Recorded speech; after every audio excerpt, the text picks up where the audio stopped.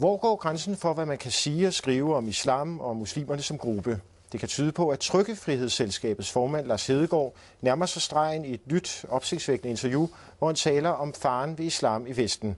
Debat om lidt. Her først et uddrag af interviewet. But they rape their own children. Yeah. I mean, you hear that all the time that girls in Muslim families are raped by their uncles or their cousins or their father. There was a recent book that came out in Norway, written by a Somalian girl. It was called Notice Us, where she talks about conditions in the Somali families in Norway. She was raped by her uncle. Her mother and her mother's friends and her father made no protest.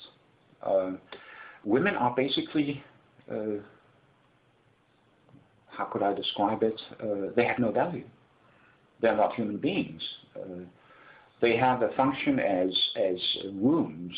They bear the offspring of the warriors in order to create new warriors. Other than that, they can be used for sexual purposes, but they have no value. I'm afraid that it will take a public uproar, public uprising before they start taking this seriously. But they must. It's their obligation. And I would say that after the German occupation in 1945, there was quite a few of those who had collaborated with the enemy got into very hot water. I would assume or suspect the same thing could happen here to those whose job and whose obligation it was to protect the populations and who did not do it. Så byder jeg velkommen til Lars Hedegaard, historiker og formand for Trykkefrihedsselskabet, og Ole Birk Olesen, chefredaktør for 180 grader Internetavisen.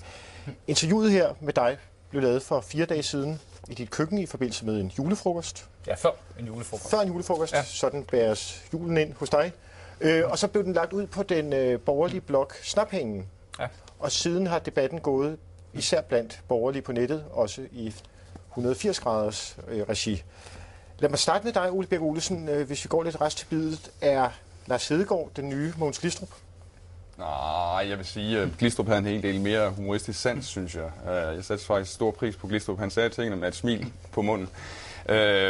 Og Glistrup havde også en helt anderledes anarkistisk tilgang til det hele, hvor Lars Hedegaard, han er sådan en mere skolet, kommunistagtig type, som apparatschnik, som fører sin flok i en bestemt retning og mod det store mål, revolutionen.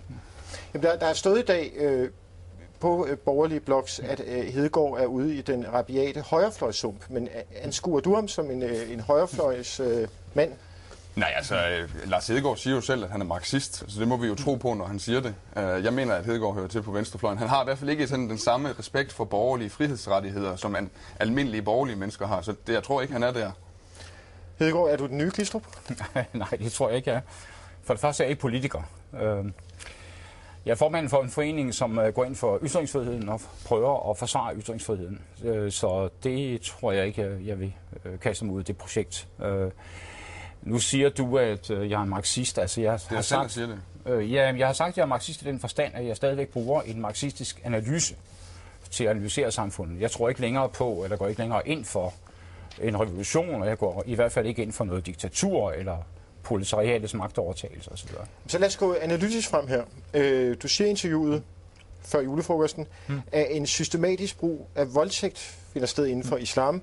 Jeg citerer, de voldtager deres egne børn, det hører man hele tiden. Piger i muslimske familier bliver voldtaget af deres onkler, deres fætre eller deres far. Hvad bygger du det på? Det bygger jeg på en hel masse undersøgelser, som er lavet, og en hel masse beretninger, som man kan finde på internettet og i bøger og så videre. Det er klart, at det som er det centrale, og det som man må forstå med islam, det er, at selvfølgelig foregår overgreb mod børn og piger og så videre. Det foregår i alle kulturer. Det foregår også i den danske kultur. Ikke? Det kan vi jo se fra Tønder-sagen for eksempel. Ikke? Men det som er det særlige ved islam, det er, at... Men der skal jo noget, fordi der er jo ingen, der siger, at fattige sønderjyder voldtager deres børn eller misbruger dem seksuelt. Nej, men det som man skal lægge mærke til i forbindelse med islam, det er, at jeg taler ikke om muslimer, jeg taler om islam som ideologi. Og det passer ganske fint ind i islam som ideologi, at man har et fjendtligt kvindesyn og en nedværdigende behandling, nedværdigende syn på piger og kvinder.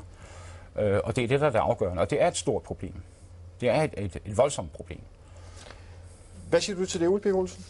Jamen, jeg synes, det er en horribel påstand, og det er også en meget mærkelig påstand, for det han faktisk siger, det er, at islam har formået at udrydde noget af det mest menneskelige karaktertræk, der findes, nemlig dette, at man elsker sine børn, og at man er villig til at beskytte sine børn.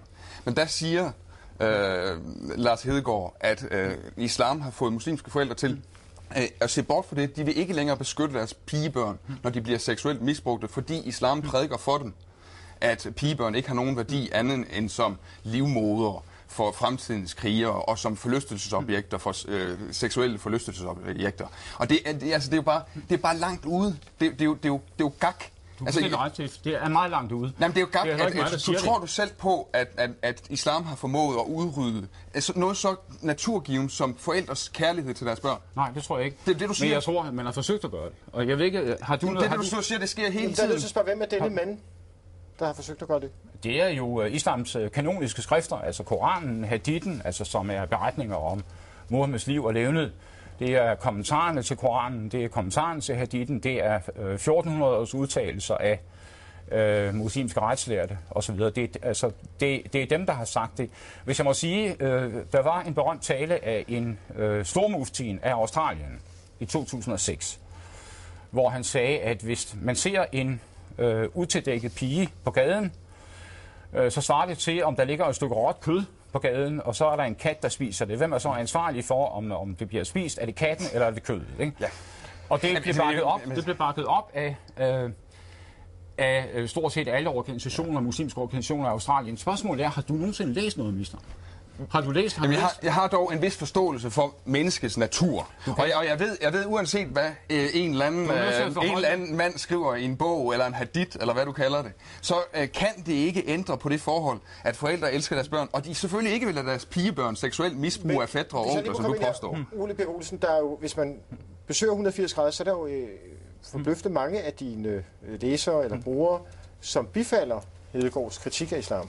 Der er altid nogle... Vi har også læsere, som er på Lars Hedegaards side, og jo mere man kritiserer Lars Hedegaard, jo mere aktive er de selvfølgelig i debatten. Men vi har masser af læsere, som ikke er på Lars Hedegaards side. Vi har de fleste læsere, som ikke er på Lars Hedegaards side. Men synspunktet findes der overalt, og det findes især på nettet. Det gør det. Hvis vi går videre med interviewet, så bliver du også skudt i skoene, blandt andet på 180 grader, at Lars Hedegaard opfordrer til oprør, lynchninger og krig. Ja, lynchninger og krig, ja. Hvem er det, du vil lynche? Altså nu kan jeg lige sige, at som en særlig julegave til dem, der har skrevet, at jeg går ind for lynchninger, så vil de meget hurtigt modtage et brev fra min advokat, der vil forlange, at de trækker deres påstande tilbage, eller beviser dem i en retssag. Jeg har ikke sagt noget om lynchninger, det har aldrig nogensinde gjort. Lynchninger betyder, at jeg skulle gå ind for, at folk bliver angrebet på gaden og hængt op i en lygtepæl. Er det Ole Birk Olesen, der modtager et brev fra din advokat? Det må advokaten afgøre. Ole Birk Olesen er ansvarshavende for 180 grader, som har bragt den her historie til torvs. Det samme kan man sige om Berlingske Tidende, hvor den også er blevet bragt til torvs. Jeg skulle gå ind for lynchninger, som jo består i, at man fanger tilfældige folk på gaden og klynger dem op i en lygtepæl. Det vil sige selvtægt osv. Det vil jeg gerne se, at de kan bevise, at jeg har sagt det på noget tidspunkt. Og jeg går ikke ind for krig. Det, som jeg gør, både i den bog, som er udgangspunktet for interviewet, nemlig 1400-årskrigen, og i interviewet, det er, må man forsvare sig det her med løsningen? Ja, det må man gerne. Jeg skal lige have Ole Birk Olesen. Pointen i det, som en af vores brugere skriver, det er jo, at Lars Hedegaard henviser til det, der skete med folk efter besættelsen under opgør der. Og der var jo tale om en form for lynchninger af nogle bestemte mennesker. Men det, der er pointen, det er, at Hedegaard knytter den situation til det, vi nu oplever om en form for lynchninger af nogle bestemte mennesker. Men det, der er pointen, det er, at Hedegaard knytter den situation til det, vi nu oplever med islam. Og han går jo endnu videre. Jeg har læst, hvad du har sagt i en tale fra 2007, hvor du opfordrer til, at der oprettes nogle... Du siger i talen, den er holdt i 2007 i Bruxelles, vi har behov for at udvikle en strategi, som gør os i stand til at nå vores mål. Det betyder, at vi må udvikle en omfattende og tilbundsgående strategi, som ligner islams.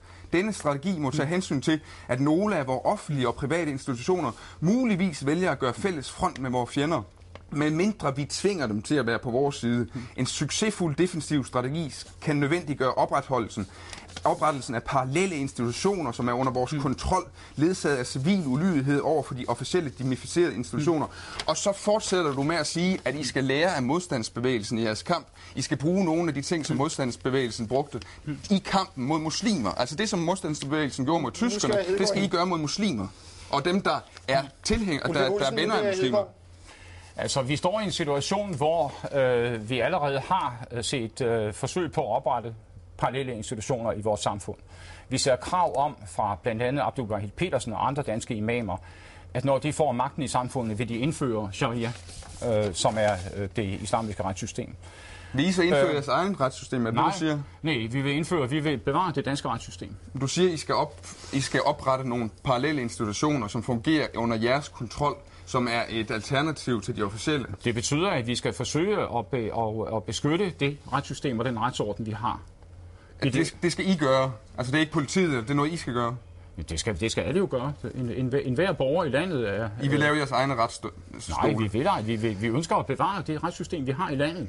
Jeg vil vældig gerne fortsætte debatten, men jeg er desværre nødt til at stoppe her. Dog skal lige høre Lars Hedegaard til sidst. Der har været spekulationer fremme om det her interview vil køre Trykkefrihedsselskabet ud over afgrunden, og at du vil være nødt til at trække dig som formand. Hvad kan du sige til det, kort? Det er meget nemt at fjerne mig som formand. Altså, det kræver bare en beslutning i bestyrelsen. Jeg har ikke set nogen i bestyrelsen, der har ønsket at gøre det. Tværtimod har jeg fået opbakning af hele bestyrelsen til, at jeg kan fortsætte mit arbejde. Og jeg kan ikke forestille mig det her ved, de opgyld, der har været i 180 grader og andre steder, på nogen måde vil ødelægge vores arbejde. Tak for det.